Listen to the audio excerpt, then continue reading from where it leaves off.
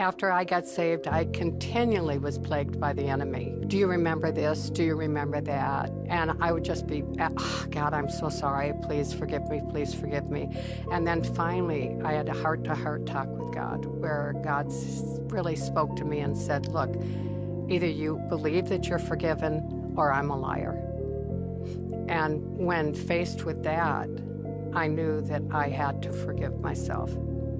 And I had to believe that God forgave me. It's so hard for people to forgive themselves. But if we don't forgive ourselves, then we're not believing that God forgives us. You have to make a conscious choice that you are going to follow after God. And it's so much better than being in the world.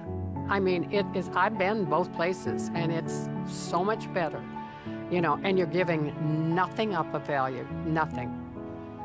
But don't try to live halfway in between. You can't do it. You can't do it. It's all or nothing.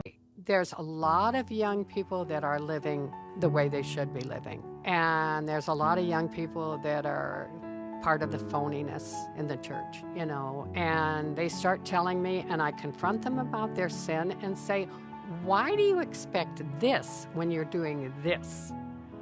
You know, if you want the things that God has for you, then stop walking in the world. If your hands are places that they shouldn't have been on Saturday night, then think about it when you come to church and raise them up to God.